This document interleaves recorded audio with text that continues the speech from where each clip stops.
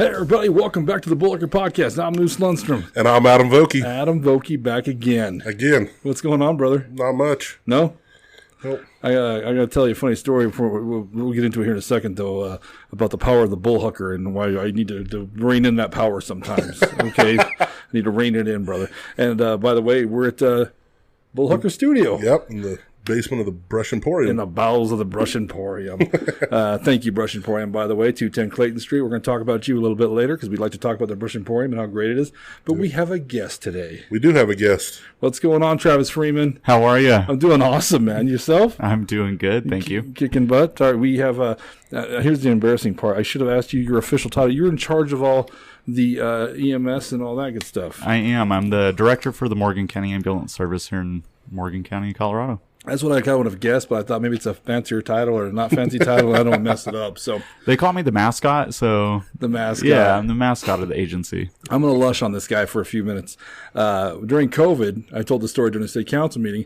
I had a family member who had it pretty bad, and Travis was the paramedic who showed up to help them, and my family member was not cooperative at all. Pissed off, said a lot of horrible things to you, and he just trudged on like, okay, it's all right. Would you like me to help you get him in the car and take him over there? Like, is that all you got? Come on, man. Come on. Yeah. As they yelled, and, I mean, they were yelling and screaming at me, My mom too. said that to me this morning as I left the house. Come on. So, but no, you were amazing the whole time, man. So I was proud to call you a friend, man. So thank you. I appreciate that. I'm super excited to have you on the podcast. Also, you got to be good friends with your family or your folks over the years. So, absolutely. They're wonderful people. You do have kick-ass parents, man. Old Tony and Sandy. Mm-hmm. Do you know Tony and Sandy? Yeah, I know. I met Sandy, I can't remember. It was either Christmas or Thanksgiving. We were both working. She used to work at Walmart. Yep. She still does. She still does. Yeah, and we were at the break room, and I sat down to her. I never met this woman in my life.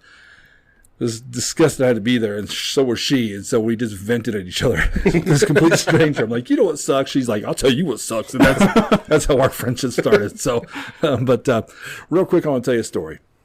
This happened to me yesterday. It was actually my birthday yesterday, and I'm getting all these texts Happy and stuff. birthday. Thank you. And so the last time we had a podcast with Matt, I can't remember which podcast it was. They make fun of me for being old all the time because I am, right? Because one lesson I've learned during this birthday is when now I'm old enough to when someone says, "Oh, it's your birthday? How old are you?" I just come out and tell them because I don't say, "Well, how old do you think I am?" Because it's never a complimentary answer.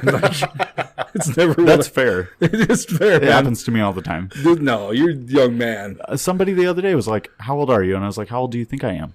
She goes, "I think you're at least like 34." How? I just turned 27. Okay. I was going to say. He's like being nice. I will straight up throw this chick under the bus because I was there. It was Casey at Casey's Graphics. God, Casey, you're the worst, bud. The worst. I mean, I'd let her come on and start talking trash if she had the balls to come on. What's up? Well, I saw him and I was all, "You ready for Friday?" And she's all, "Friday? What's Friday? Why didn't I get involved? Invited. I want to go." I go, "You have been invited." She's like, "What?"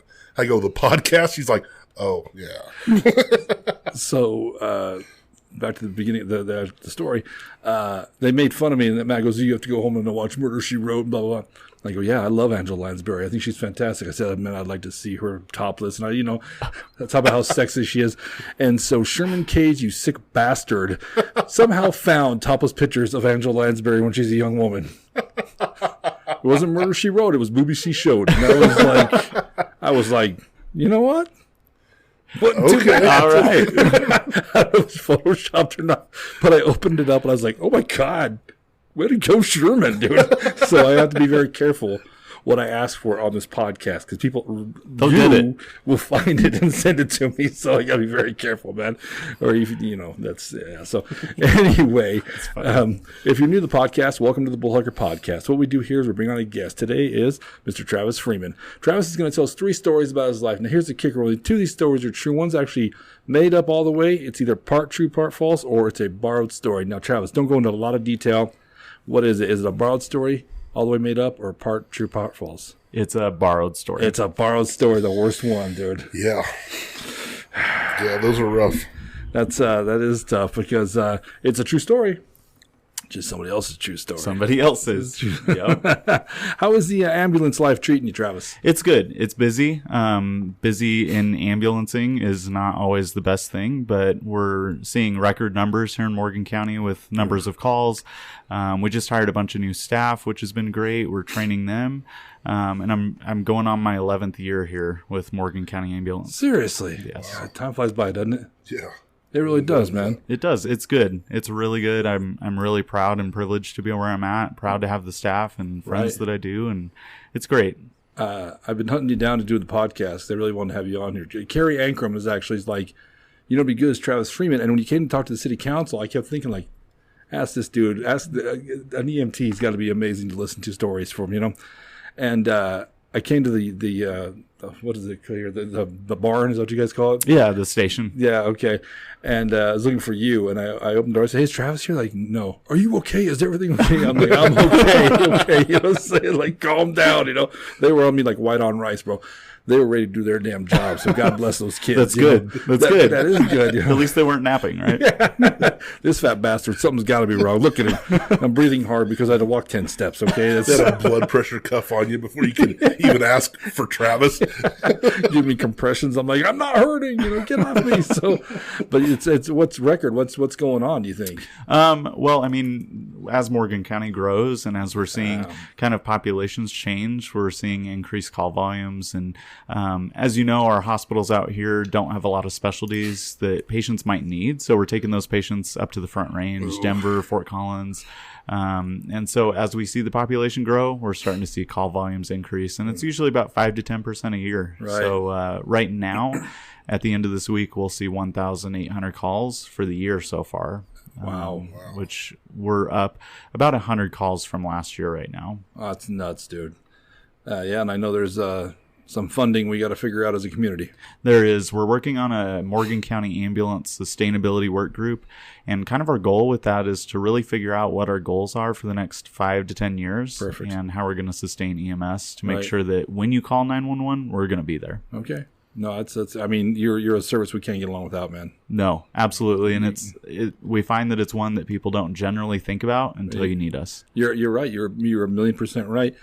Right now, cities. Well, you know what? We're going to talk about this after the stories. How about that? Deal. We'll dive into that. Are you ready to tell some stories? I am. Travis. Are you ready to hear some? Oh, absolutely, bro. Adam, you want to name them off? Yeah, we've got. Oh, and by the way, Adam, you can make a choice on whether you like to name them off how they're spelled or what they actually are. Listen, I'll go I'm with- a paramedic, not an English teacher. I'll go with intent. We've got fugitive, bedpans, and stolen pickup. Easy peasy. I love it, man. Yep, Well, man, you were here last time. I was. So you want to pick first or you want me to pick first? I'll pick first. All right. I'll go with fugitive. Fugitive it All is. right. So this story dates back 11 years ago. I was 16 years old. And did you guys ever play Fugitive growing up? I don't think so. Are you familiar with it? We might have called it something different. It may have been something different. So in high school, we played a game called Fugitive. And me and a bunch of my friends were hanging out every weekend, right? We were going out, watching movies. This weekend, for example, we were camping. And we were camping in one of my friends' yards. And it was her birthday. So we're having this birthday party for her. None of us had been drinking. And we're just chilling, you know, having a good time. We had a bonfire. You stick to your story, man. We Well, don't judge here on the Bullhucker. Listen, it's my story. Okay. You know, roasting marshmallows, doing those things. And it was over in Fort Morgan in one of the trailer parks there in Fort Morgan. And we decided that we're getting kind of bored. And we wanted to play a game. And that game happened to be Fugitive. So one person is driving a vehicle. And you're driving around trying to find all of your friends. Like an actual vehicle. They're An actual vehicle. Okay. So my fiance's son just did this like 2 nights ago in Kearney, Nebraska. She was telling me about this. She goes, yeah, they start at Yanni Park and they go to Sunrise Park. I'm like, that's like 6 miles away. Yeah. I'm all, how's he going to get back? That was my biggest thing. How's he get back to his car? That was my biggest concern. I'm lost. Explain the rest of Fugitive to me. So you have point A and point B. Okay. Right? The goal of the group of friends is to get from point A to point B without being caught. The person driving the vehicle is the one that's driving around trying to find them, and they're the fugitives. So the one in the vehicle is kind of like a cop Yeah. looking for the fugitives. Travis, let's do a little visual something here. Does that sound like a game one of us would play? I'm not running from nothing. I'm not running from you nothing. don't really have to run. I'm the coward who gives himself up. You could be driving. Fair enough. Okay. Fair enough. So it was my turn. I was going to be driving, and I was like, man, I'm 16 years old, right? Except I'm using my friend's car. And my friends take off, and we had set a boundary, kind of a perimeter in the trailer park because we didn't want people to leave. There wasn't much room elsewhere. So they're all running around, and I found one of my friends. I pick her up. She's got one of those big mag lights, right? Right. And she's helping me at this point. So she's already in the car. She's trying to help me out. She's shining this flashlight around. It's like 12:30 at night. We find another friend. We just keep driving around. There's 10 of us. Okay.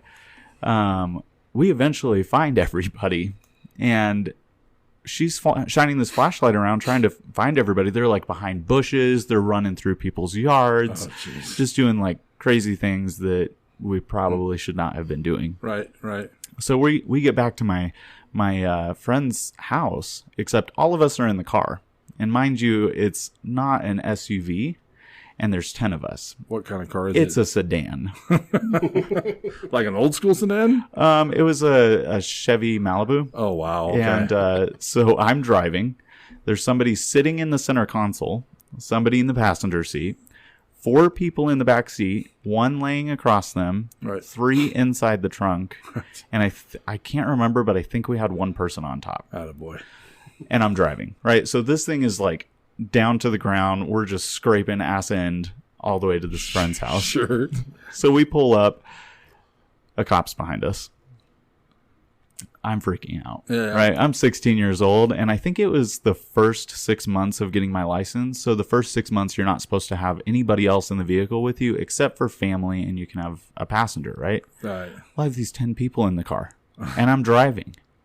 So we get out, and we all get out at the same time, and we pop the trunk, and there's 3 more that get out of there, right? So it's like clown car, right? There's all of these people, all these like high school kids getting out, and we line up. It looks like a border check, right? Yes. Except, you got me that gets out of the driver's seat, right? So we get out. We're lined up in front of this cop car, and he's just going down one at a time. And I'm not on the ambulance service yet at this point. And so I didn't know all of the cops yet. And if I tried to do that now, I'd unfortunately know everybody. But he's going down the line, and he's like, "What's your name? Where do you live? What's your name? Where do you live?" He gets to me, and he's like, "Travis Freeman." Yep, that's my name. And he's like, "We're going to have a conversation." Oh, no. So he keeps going down the line, and he goes, "Where are your parents at?" I was like, "They're actually up in Blackhawk right now. Please don't tell them." Yeah. And so we were honest, we're like, "We're playing Fugitive." And he goes, "Well, I'm playing too, and you guys just got caught." Well played, officer. Well Yes. played. Yeah. It was Chris Laporte. So he was the one that pulled us over. Nice. And What's up, Chris Laporte? yeah. What's up, buddy? I was he had somebody else with him, and I told him, I was like, "Man, I wasn't driving." Right. And he's like, "Are you sure you weren't driving?" And I was like, "No, I wasn't driving," because I didn't want to get in trouble. I got you. My friend took the fall for me. What's your friend's name? It's J.R. Mylander. Well, what's up, JR? You're a good man. And so I told him, I was like, "I appreciate you for taking the fall for me." And he just gave us a warning. He's like, "Listen, you guys can't do this anymore. Yeah. I know you guys are just having fun, but people called because you were shining their flashlight in their houses." And I look over at my friend Ariana Lehman, and I was like, "You can't shine the flashlight in people's houses." And she's like, "I don't know." I'm like, "Why would they be hiding in somebody's house?" Right. Because they're good at this game. Apparently. Because some people are in it to win it. That's why They are. Yeah, they're just getting in people's houses trying to hide. So he leaves, and maybe a week goes by, probably. Maybe not that long. My parents come back into town. I didn't tell them. I didn't say anything to them. I was like, maybe if I just, I'm 16 years old, and I don't want to get in trouble. So I'm like, maybe I'll just brush this under the rug. No. Chris goes out to the port of entry where my dad was working at the time and proceeds to tell my dad the whole story. And so my dad calls me, and he's like, "Hey, so I heard a story about last weekend." Right. I was like, I don't know what you're talking about. And he goes, Chris stopped by the port of entry. Oh, no. Yep. So I was grounded for a month and had to drive my mom's minivan to high school. Nice. They call it the birth control van. That's because... Well, it worked. Yeah, you got not getting lucky in that thing. It worked. Good. That's hilarious. It sucks. That's the sucky part about being in a small town. Oh, yeah. You know everybody. When I was a senior in high school, we broke into the high school, 13 of us. Did you? And, did all those senior pranks. Yep. Wire zip tied all the lockers shut. Moved everything from the library. There was like you were in Brush High School back in the day? When they had like a little courtyard out there. We took everything from the library, put it in the courtyard like it was in the library. We spent some time here. And as the cops showed up, we just, split. Everybody just, jetted. I have a friend. We'll call him Bob Jackson. Okay. For just because of the story. We're all running. He goes to, how was it? The officer code came through the locker room. He goes in that little lobby of the locker room, looks him right in the eye, then jets up to the stairs to the wrestling room to get away, and he hears the officer code go, Bob Jackson, stop, names him, but he keeps running. You've already been positively ID'd, man. So that's how we got busted, man. Because he got caught. Well, basically, because when he finally went home, guess what was waiting out in front of him? A cop car. Yeah, to talk to him about what happened. So when we all turned ourselves in. Yeah. After that, because at that point, his mom called and says they know. Jigs up. Yeah, jigs up. He's not taking the whole plane for you bastards. No. So, and that was smart of her. They were awesome people, but that's this part of the story is. Man, once he sees you in the eye, and old Bob, just man, and he was a track guy too, man. So he could run. He could move his ass too. Like if he'd been like Larry Lundstrom, stop! I'd be like, you got me, dude. Just And Larry's just gotten turned around. Yeah.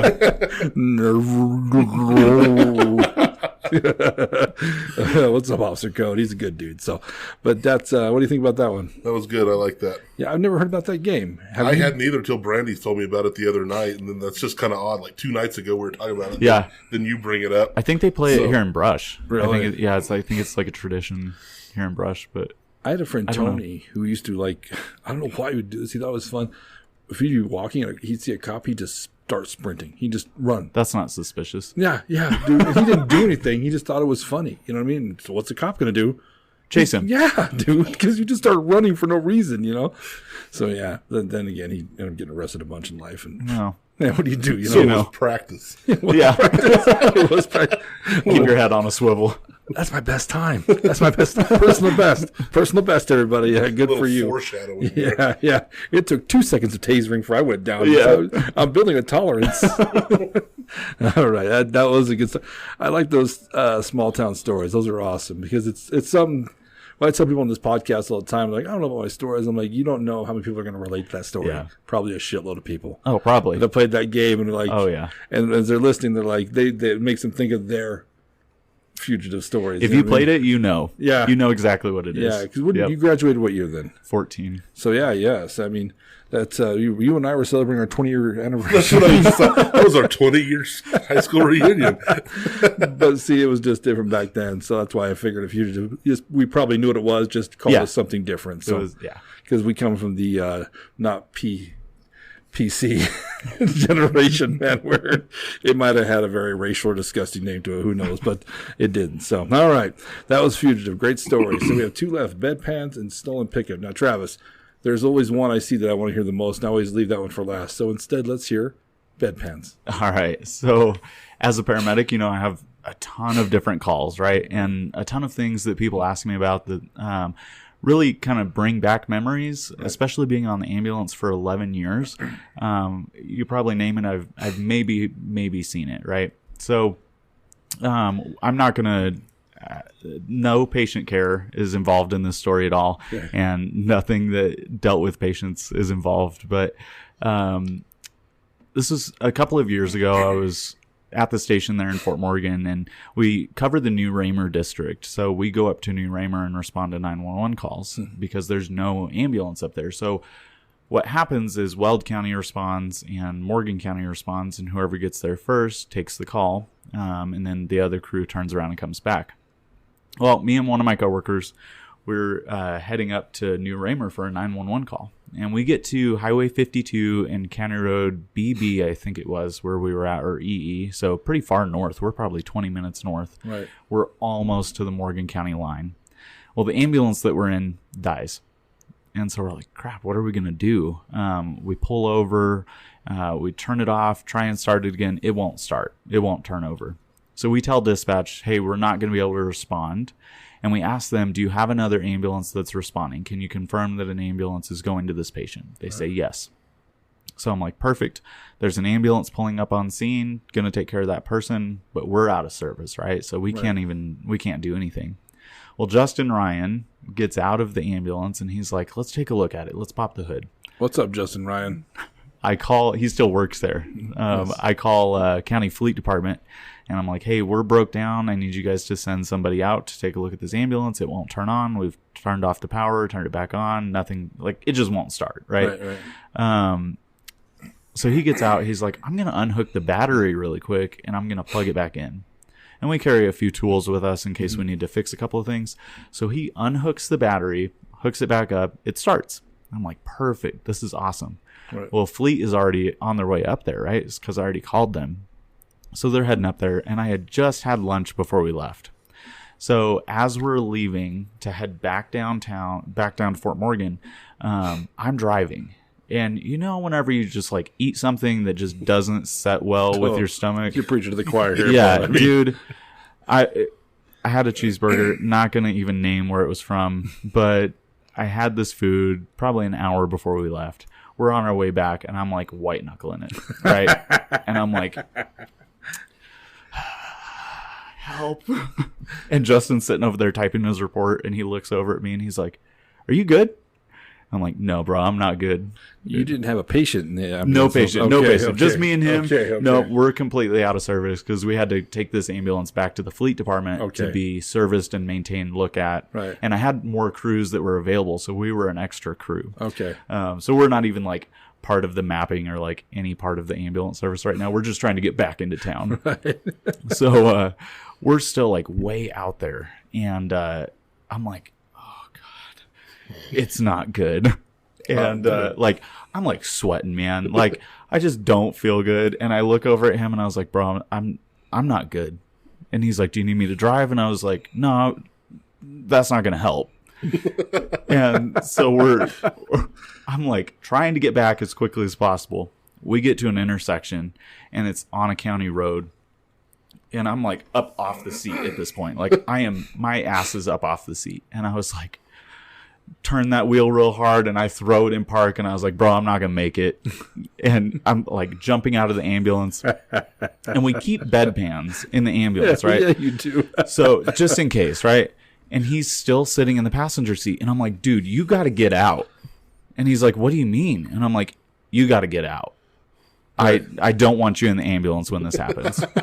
You don't want to witness this. So I go around to the back. I crawl in the back. I find the bedpan underneath the bench seat, right? And I grab this bedpan and I was like, I really don't want to do this. Right. And so I do my thing and I was like, I'm just going to have to use some bandages as like toilet paper, right? Because like I don't have anything else in the back here except bandages. So I like finish up, I like bag it because we have like biohazard bags in the back. So I'm like, how fitting. Yeah. I mean, it works, right? Yeah. So I get out and the fleet guy is standing right at the back doors. Oh, no. Oh, no. And he looks at me and he's like, what's up, Travis? I was like, nothing. What's up with you? And he's like, you good? I was like, no, I'm not good. And so he's like, is it running? And I said, yeah, it's running. And so we get up front and go to drive back. And I was like, I'll just meet you at the shops, right? Yeah. I look over at Justin and his face is red. I'm like, I don't even know what to say. Like, what do you say after that, right? Like, what are you supposed to tell him to comfort him that, like, I'm a man, right? And I needed I needed something. Tell him, look, man, you're welcome. By the way, I could have just done that saved with you. You could have been riding shotgun through that whole little misery right there. But no, I saved you, bro. I saved you. His solution was for me to just squat down in the ditch next to the ambulance with all these cars passing by us. Done it. Not in an ambulance, though, right? You're not squatting next to an ambulance. So that would have probably looked really bad. Oh, buddy. If like my ass is hanging out. And so super embarrassing. I was so embarrassed. And we're driving back and I'm like mortified at myself, right? Because I'm like, I'm human. You can't control some things. No, man. No. I look back over at him and this dude is rolling the window down and his face is still red. And he just looks at me and he's like, I'm not man enough for this. You might just have to let me walk. And I was like, dude, I'm already embarrassed and you're making this more embarrassing, but thank you. Right. So we get back to the shop and we park it, right? Like this rig is out of service. It's got to be looked at. Maybe it's an alternator. Don't really know. Right. So we get out and I throw that bag like in shop's trash can. I don't tell them. I'm just like, I'm throwing it in there. Right. I open all the doors, all the windows, the back doors. Doesn't help. Yeah, no. So shops comes out and they're like, I thought it was a problem with the electrical. Why are all the doors open? And I'm like, oh, we just had a really bad patient. Like we had a really bad patient. Something bad just happened in the back of that ambulance. It's not good. So we get back to the station and now whenever we like go to do anything, every single person at work is like, you need a bedpan? You got your bedpan? They treat you like a child. They're like, you go potty before we go. I know. You go potty. I'm not stopping. You go potty before we go. I mean, it happens, right? Like, oh, bud. It happens. And I was so mortified because I was like, could you imagine? Like, what if we did make it to the call? Like, what if we were in the patient's house and I'm like, I'm not going to make it. Like, I got to take care of the patient, but like, I'm about to shit my pants. What was wrong with the patient, if I can ask? I don't even remember. Okay. Weld County was way closer than we were anyways. All right. They were just calling us to see if we had an ambulance to send. Right. And we're like, halfway there or something like that. And I was like so mortified because I was like, all of these scenarios are running through my head. I was like, what if I didn't stop? Like, what if I didn't eat that lunch? What if this? What if that? Can't live in the past. Can't live in the past, essay. No, I can't fix it. So now it's just, I make sure I have a bedpan. Dude, the whole time I'm thinking, what if you did pick that dude up? Right. And he's bleeding out. And you pull over and he's like, what are we doing? What are we doing? Travis has got a shit. Right? He's like, call the supervisor. Like, he is the supervisor. He's the one running the show, man. I mean, we've had people like, I don't know. We're encountered a bunch of different people, a bunch of different smells, different environments, different patients. I can imagine. And there's things that make you gag, right? Yeah. Like you catch a whiff of something and you're like, you start gagging, dry heaving. Yeah. People have thrown up on scene. Like they have to walk outside and throw up sometimes, which it happens, right? Like we're exposed to things that normal people should not be exposed to. Right. On the flip side of that, there's a lot of emotion that grasps us, whenever we go on a call because we're there to help people. We want to be there to help people, but they're human. We're human. We're doing a job and we want to provide the best service we can. And I think you have to take everything for a grain of salt. Just like this, things happen, right? Right. Just like throwing up on a scene, things happen. Right. And it doesn't make you any less human. It doesn't make you any worse at your job. Right. And things just happen. I was hauling a milk tanker back one day on 34, and I was driving by JD's, and I thought, you should probably try. There was a rumble a couple of miles back, but I thought, I'll be fine. I was not fine. So I had to pull over, halfway between Brush and Akron, where they have like the little truck pullover place right on the county line. Yeah.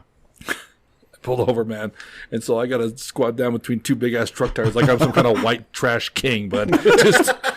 You know what I'm saying? With my ass between them thinking, please don't let me pull over right now, dude. It was horrible. I lost a great shirt that day, by the way. Nothing, you know what I mean? You got to do what you got to do. Because it turns out in milk trucks, we don't carry bedpans. It's wild. I don't know. You probably should. I probably should now. I'll be like, hey, guys. Bedpans. I had a great idea. Bedpans. They're like, just for you, loser. Whatever. But no, I get it, man. Because it just... Yeah, you just know. Are you kidding me? Are you... you've been with your stomach for me, it's been 48 years now. You think we know each other well enough to where you could talk to me, stomach, and be like, hey, if you drive 5 miles out of here, You're not gonna make it. yeah, I'm gonna open the back door and just throw the trash at it. You know what I'm saying, bro? So, yeah, it's tough, man. And then I have a Budweiser story. That was my episode in 50. You can hear my Budweiser story. It was, you might come close to that story. It was pretty bad. So, yeah. I'll have to listen. Yeah. So it was pretty rough. What did you think about that one? That's good. It's relatable. I've never shit in the back of an ambulance, but I know how the I'm not good thing feels. It's not good. It's really not good. Right. There's a pretty famous comedian out of Denver, Brett Tobler, who has irritable bowel syndrome. He's always talking about this. His stories are great. I mean, it just got at that point, I think, with him where it happens. And he just accepts it like, oh, shit, it is Tuesday. You know what I mean? So, dude, I mean, I've known people, like other paramedics and EMTs that this has happened to. I've even known flight medics where they, like, make the pilot land. And they're like, bro, you got to land. And he's like, I can't just, where do you want me to land? We're not even close to anything. Yeah. And they're like, I don't care. Just land. And so, like, in a field, just landing to do your thing, right? And it just happens because we're, like, running for hours and hours and hours. And even at work, right? Like, you're driving truck and you're just going and going and going, trying to be productive. And you got to just be human sometimes. No, but you can't control body functions. No.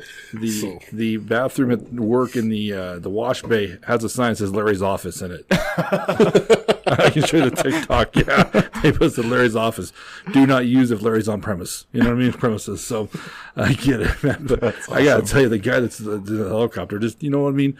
Hook yourself in, tie yourself off, and then just lean over and just do it. Just hang out. Birds do it to us all the time. Yeah. You know what I mean? Just, someone's like, that's a huge ass bird. My God, that went through my windshield. Son of a bitch.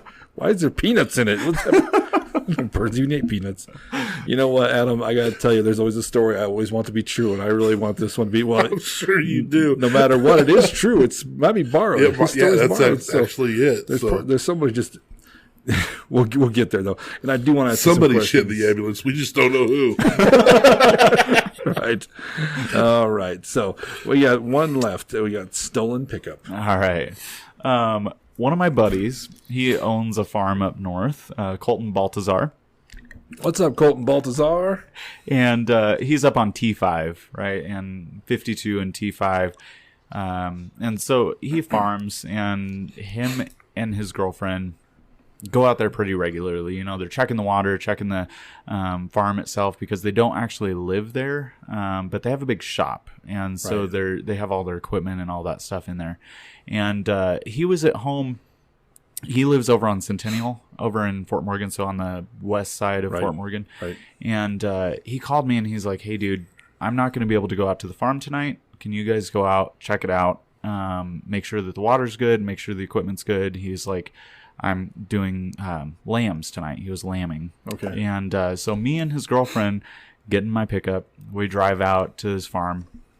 And we're driving, like, we go up one road, we check the road, we drive around, make sure that everything's good, make sure the water's still flowing, which, again, paramedic, not a farmer. So I'm like, yeah, there's water flowing. I don't know. There's corn's wet. So, dude, I'm with you. Water, you know, and so we get back down the hill to his shop, and the lights are always on, like always on inside the shop. And so we pull up, and Urissa, his girlfriend, she's like, hey, the lights are off. I was like, oh, that's weird. Like, he's got, I think, 1 or 2 light bulbs inside. So I was like, maybe it just burned out, right? Right. And so we pull around this mound of dirt because he was doing some work in the yard. And we pull around this mound of dirt, and there's a pickup sitting there. Uh-oh. And she's like, that's not his pickup. And I'm like, shit, someone's here, right? Like, someone's here. So we back up behind the mound of dirt, and we're sitting there, and we call the sheriff's office, right? Like, what else do you do, right? You're supposed to call law enforcement. Sure. We're not going to approach them and be like, hey, what are you doing? You know? Because you don't know what they have. You don't know. Exactly. Yeah. So we call, and they're like, yep, we'll send a deputy. So I'm like, cool, what do we do for the time being except hide behind this pile of dirt, right? So she's in the passenger seat, and we're both nervous. My headlights are off. I'm like breathing heavy, and I'm like, right, this is I'm anxious, right? Right. So we're sitting there, and a few minutes goes by, maybe 2, 3, 4 minutes. And I'm like, man, these cops are taking forever. Right. You know, because being a responder, I'm like, no, we got there quick. Yeah. And it's like 7 minutes, but it feels like forever. Because you're hauling ass to get there. You're hauling ass to get there. Yeah. But to me, I was like, well, I called you guys. Where are you? Right? Like, you're supposed to be right here. Yeah, like magic. Yeah. You just became that person that's usually on the other phone talking to the dispatcher. It was, it's not normal. Yeah, right? yeah. I'm not the one normally calling for help. Right. So we were sitting there waiting, and she's like, hey, the lights are on the pickup. I'm like, what do you mean the lights are on? And she's like, they're leaving. I'm like, no, they're not. And she's like, yeah, they are. Well, they flip around, and the headlights are coming towards the road. So for reference, the road is this way, right? And we're sitting here, and they start driving towards the road. And I'm like, I'm not going to let them get away. Like, they're probably stealing stuff of Colton's. Like, what am I going to do? He's got a bunch of tools, a bunch of equipment, like thousands and thousands of dollars sitting in here. And it was around probably a year and a half ago. So that was, people were stealing a lot, it seemed like then. So what do? I throw it in drive. And I'm like, I'm not going to let them leave. And my plan was just to like block them, but they were a little bit quicker than me. Right. So instead, I'm just flooring it, and I gun it towards them. I hit the side of their vehicle and push them down into the ditch. You T-bone them. Yes, on purpose. Shit. Because I'm like, I'm not letting these dudes get away, right? Like, you're not going to steal from my friend and get away with it. By the way, I'm a paramedic, so I can help you if I hurt you. Yes. Yeah, well, Yeah. So I hit them. They go down into the ditch in front of the house that's there. And I look over at Urissa, and I was like, what do we do now? And she's like, I don't know. And so I put it in reverse, because I'm like, the only thing I can think to do is like back up and just sit here, right? Right. The dude gets out of the pickup and starts like looking at us like he's going to come after us, except he turns around and starts running. Well, I'm not going to chase you, dude. Like, we got your vehicle, so you're good. Yeah. He wanted to play fugitive. He wanted to play fugitive. He did not win. And that's what's taking the cops so long to stop taking a shit on the side of the road. So it all ties together. It's a weird circle, man. These are all true. So we back up, and I'm like, Urissa, he's taking off. And she's like, well, I don't know what to do. So I was like, we got to get to a place where we're safe, right? Like, we don't know where he went. It's pitch black outside. It's like 11 o'clock at night. And so we're in the middle of this open field, and there's this dude that just stole from Colton running. So I'm like, this dude's either got a gun, he's got a knife, he's going to come after me. Like, he's identified me, he's going to come to my house. Like, all of these bad thoughts. Right. So we take off, bogging through the cornfield. We're like trying to get away because we couldn't get out on the road. Oh, God, dude. So the only option was to go around the buildings to the other side where we could get on the road from there. So I throw it in drive, and Urissa's got a grip on like the handle. The shit handle. Yeah. And she's screaming, and my pickup's just doing this the whole time. Right. And I'm like, hold on, like, we're going to get through here. So we drive down the road, call 911 again, and tell them what happened. And we're like, the dude's in the ditch now. Right. And the dispatcher's like, what do you mean he's in the ditch? Well, we rammed him, and now he's in the ditch. So she didn't understand, but the cops are like, now we can see the lights and we can hear the sirens, and there's a lot of them. Like, there's a lot of cops coming, like Fort Morgan PD, the sheriff's office, state patrol, like all these guys. And I'm like, oh, it just got real. Yeah. Right. And so now we're positioned where we can kind of see the house, and we can see where the vehicle is down into the ditch. And I'm like, I don't know where the dude went. Like, I'm not sure where he went. While we're sitting there, the cops are pulling up. Another vehicle pulls out of where the shop area is. Oh, wow. And I'm like, Iris, is that Colton's dad's pickup? Sure as shit. They took his pickup, wired it, like the keys weren't in it, so they must have gotten it started somehow. Hot-wired it. They pull out, and they're just like, they're jumping a little berm, if you will, to get out on the road. They get out on the road and just floor it. They just gun it down the road. Wow. Well, all the cops pulled up, but they didn't see that happen.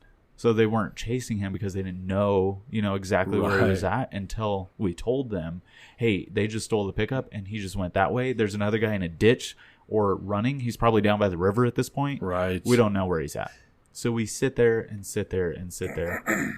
fill out our statements, do the whole thing. We call Colton and we're like, hey, so something happened. It's not good. and you need to come down here. Right. And so he comes out and he's like hauling ass to get out to the farm because he's like, all my stuff is stolen, right? My pickup's stolen. Other equipment could be stolen. Right. He gets there. He fills out his insurance stuff. We exchange information. They bring out a tow truck, tow the dude's vehicle. They have an ID for him.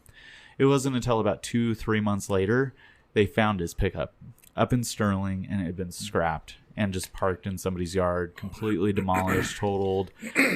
People just took they took his vehicle. Right. And took catalytic converter. They took the fenders off. They took all these things. Of course. And he has I believe it's a 2021 Dodge Ram, and it's a 3500. So it's a big dually, right? Yeah, it's a few bucks. Yeah, a couple. Yeah. And it was sitting at the shop. He had moved it the day before out to his house on Centennial. And I was like, bro, you're so lucky that that wasn't there, because they would have stolen that. Right. And it was the day before, but he was so lucky. Right. Yeah. And I mean, I talk about anxiety. You thought I had anxiety with that bedpan? Yeah. Man, I just put this dude in a ditch, and I was so scared. I was waiting for Chris Laporte to pull up and be like, Travis was driving, right?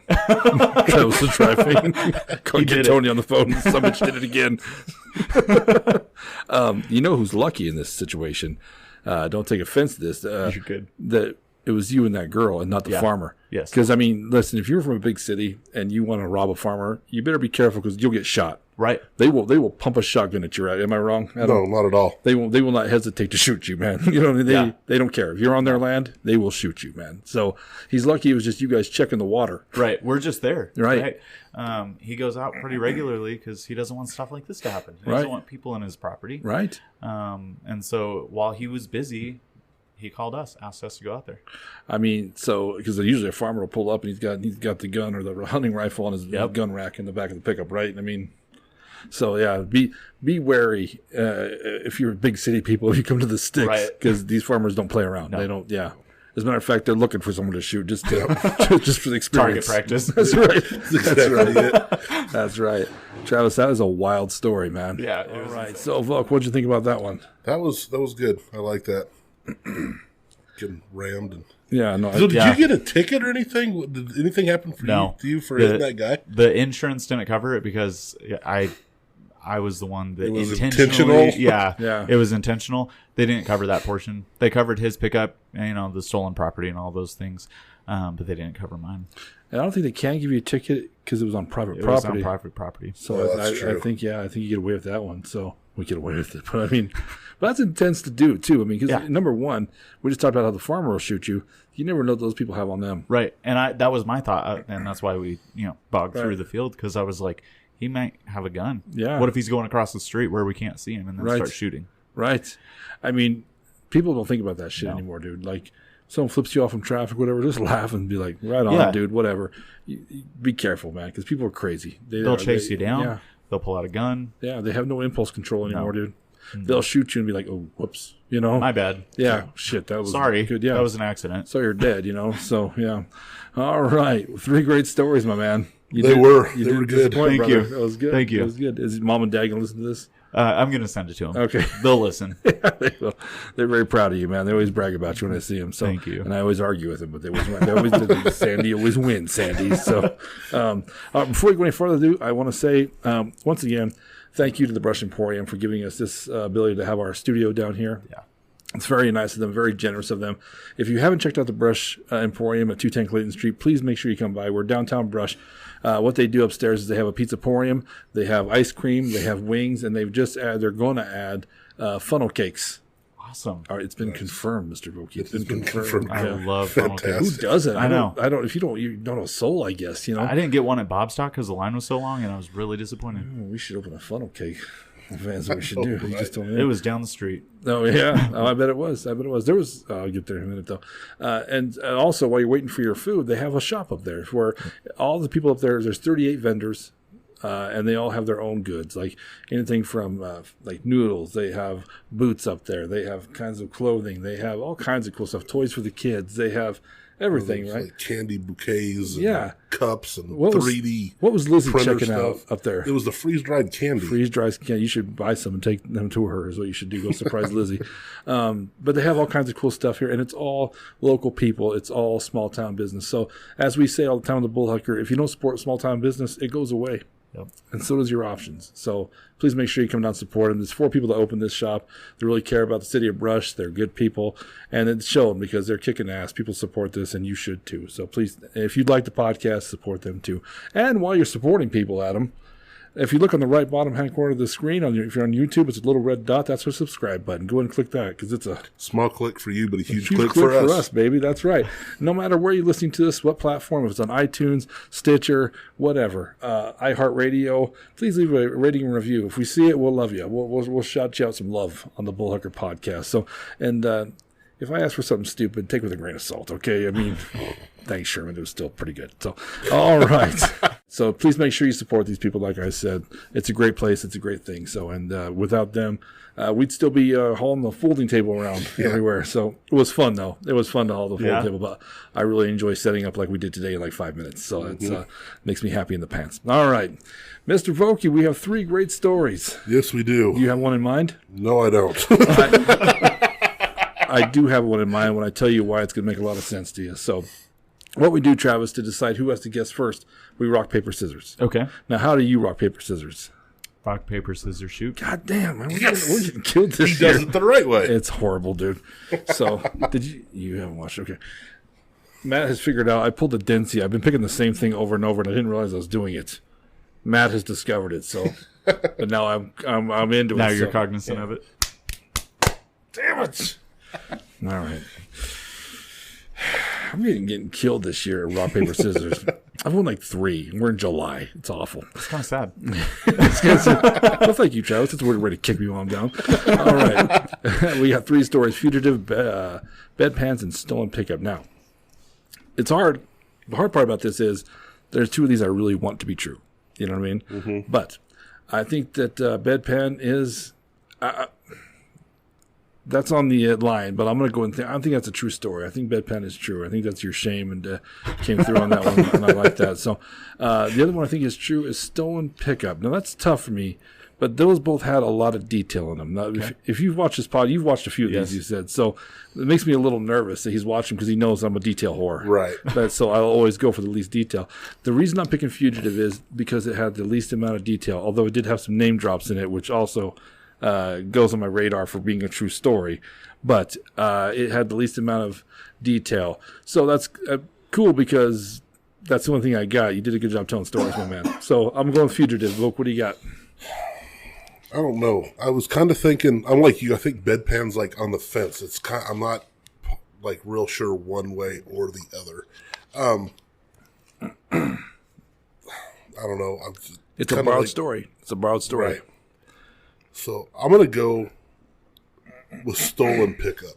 Any reason not why? necessarily any reason why. Just kind of body mannerisms were a little different when he was telling that one. Yeah. So I mean, I can see as to where I think you might be right on that one, but I'm going to stick with fugitive. So you're taking stolen pickup? I'm taking stolen I'm pickup. taking fugitive. Let's see that.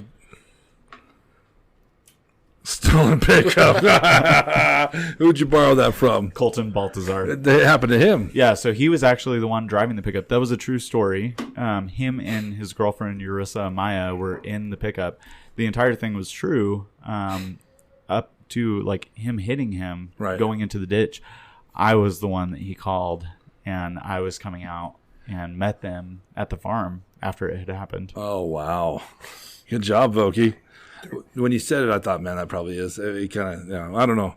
Fugitive is a true I'm not story. a good liar. I'm not a good liar. Well, So, I was watching, I'm when you're telling the other 2 stories, you're like kind of like look down and kind of and it was like some hesitant, like you were recalling the story. Oh, you're good. With stolen pickup, you were just like flying through it, like you've been practicing this story, like a speech. Yeah. Oh, that's I didn't catch that. That's good. That's. I picked out that story at like 2:00 this afternoon. So maybe you didn't practice it, but you know what? You laugh, but how many people tell us that? Like a lot of people say they come here and they at the last minute will switch their story. Yeah, they'll pick a different one. I had another one that I was going to use. Do you want to tell it real quick?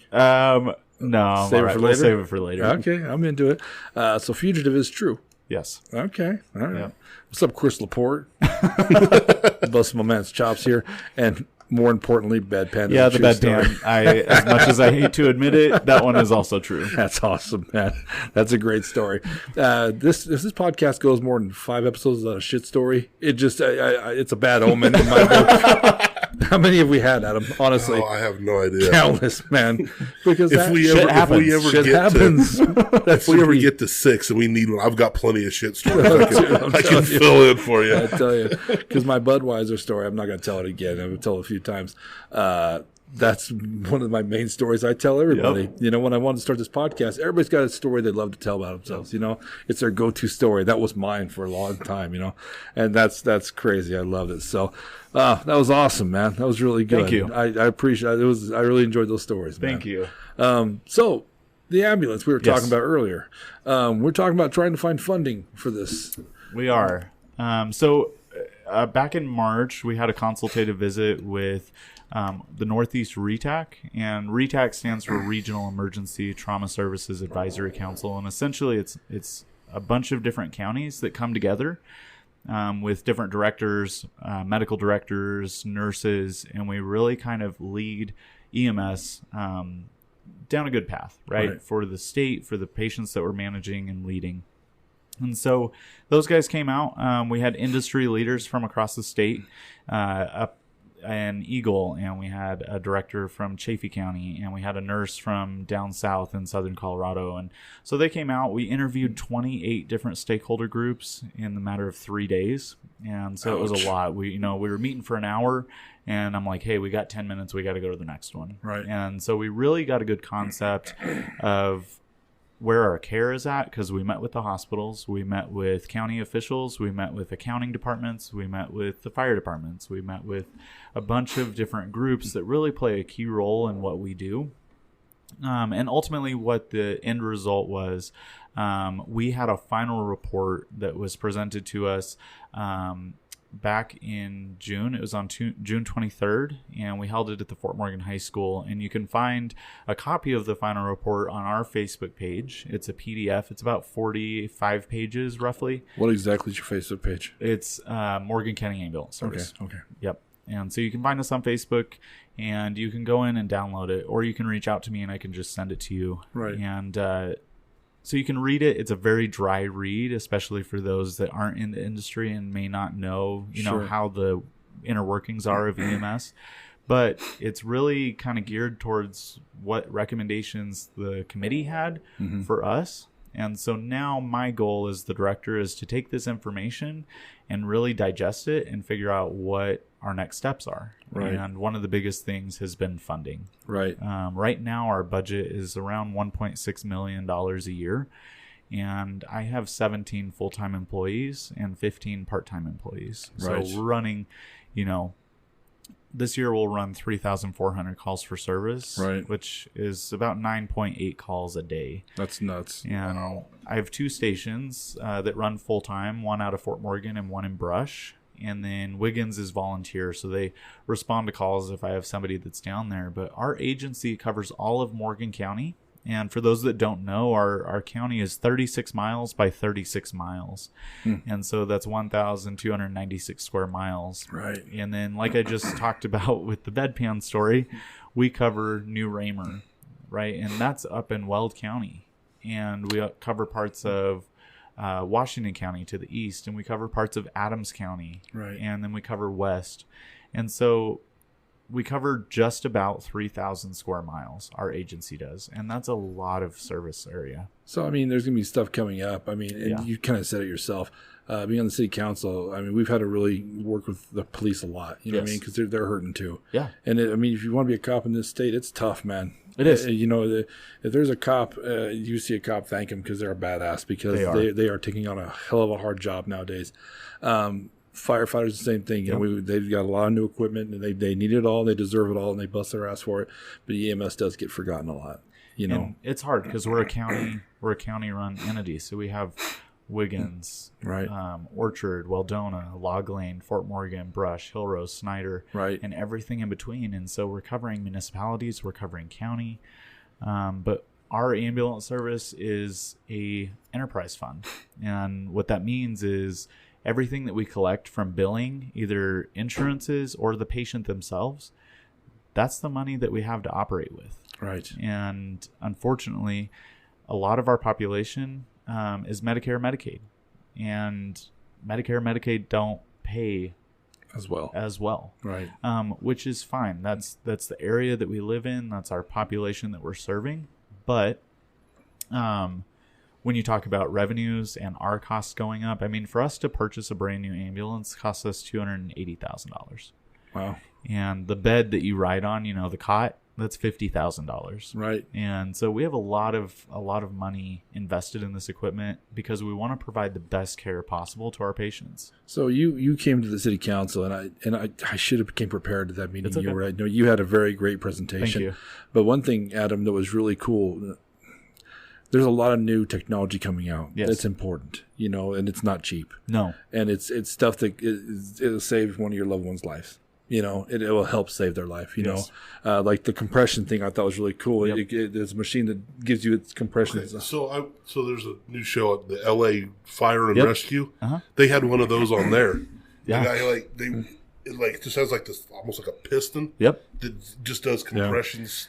I was Right. like, that is cool. It's called a Lucas 3. Yeah. And we have one at each of our stations, and it does 99% accurate chest compressions. Wow. That's amazing. But I mean, that's the kind of stuff you need. You know what I mean? But it costs money. It does It cost costs money. money. So the reason I brought all that up, I didn't mean to make it uncomfortable for you. No, you're good. But I mean, just so people, be aware that something's coming down the line eventually where we got to help support the EMS. We can't go without you. I don't know what the plan is. Yeah. You know, ultimately, the county will decide which pathway to go down as Right. far as funding, whether that's subsidy from general fund or some other source of revenue. But I mean, medical supplies is going up. We were paying, you know, $4 or $5 for a box of gloves at one point, which is fairly cheap. It's 100 gloves in a box. Sure. Now we're paying close to $20 That's nuts. for a box of gloves. But you guys go through gloves like crazy, right? Oh yeah, I mean, I'll go through 1, 2, 3, 4 pairs on one call. right, of course. And so you figure 3,400 calls a year, you're going through a minimum of 4 gloves per call. Yeah. That's a lot. That is a lot. Yeah, that's crazy. I have a lot of numbers in my head. Yeah, Sorry. no, your presentation was awesome. This is what I do, you know, every day and Right. look at things like this. So. But it's cool for someone like me who does not realize some of this stuff. When you came in and pitched it, I was like, wow, because I don't think about it. Well, my family member, you saved their life, you know? Well, thank you. That was awesome. No, thank you, you know?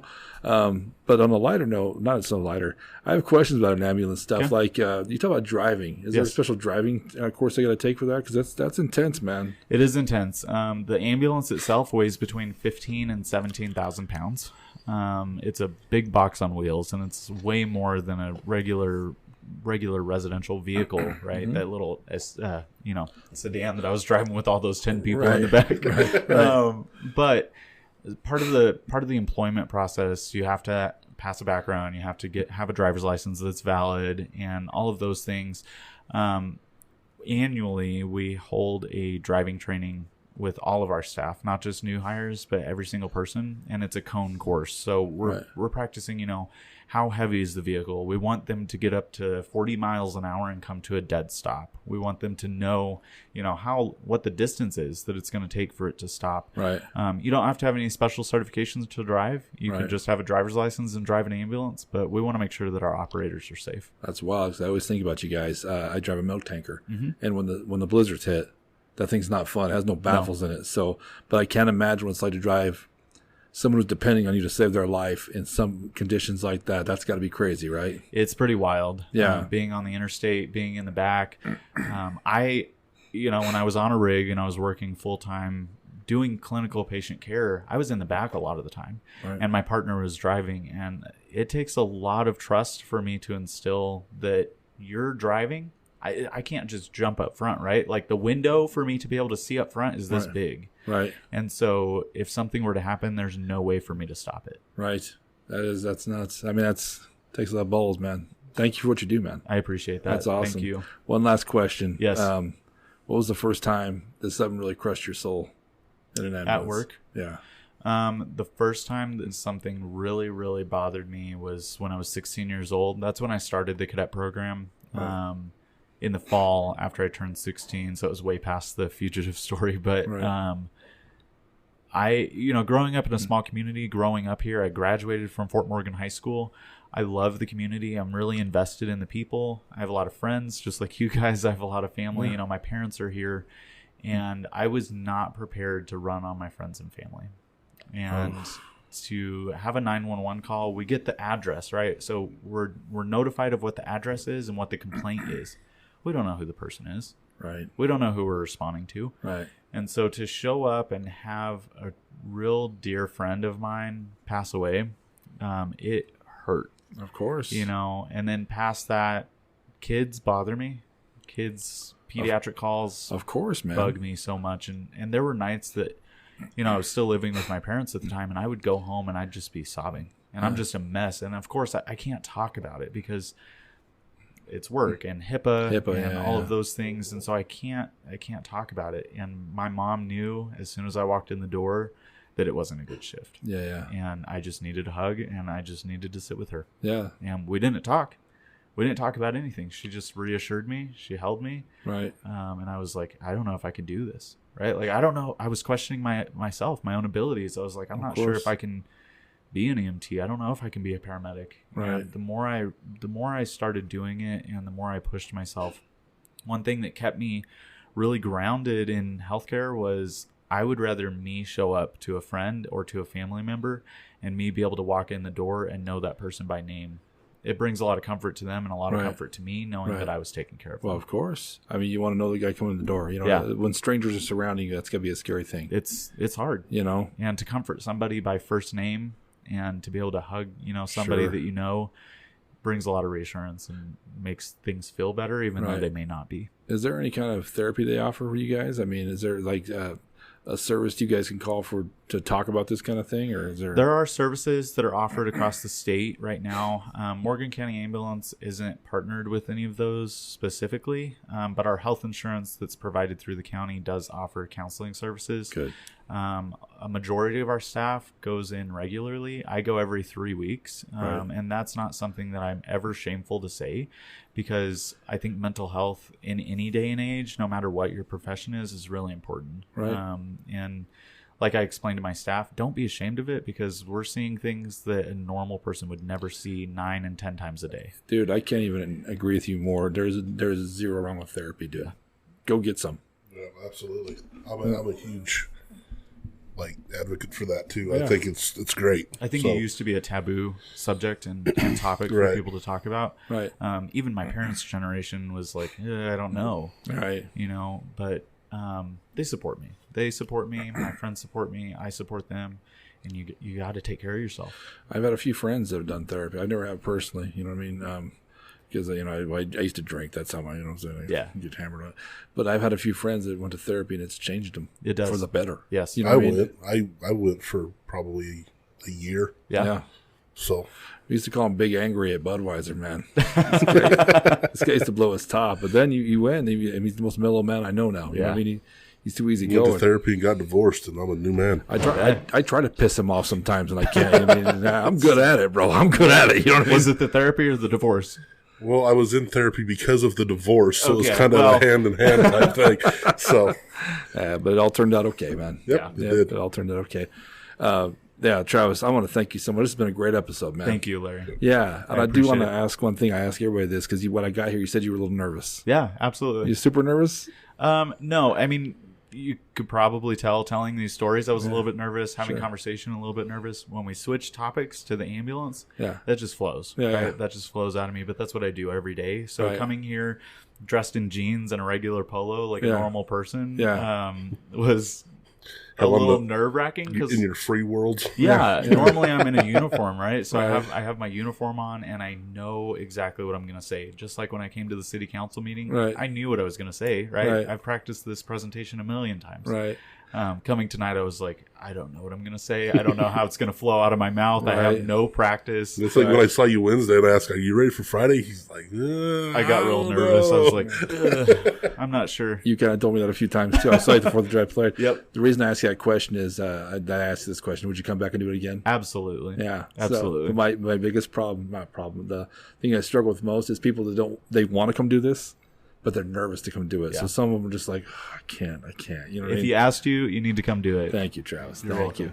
And once again, thank you so much for coming on. Yes, thank you. Hey, I'm Moose Lundstrom. I'm Adam Vokey. Next time, peace.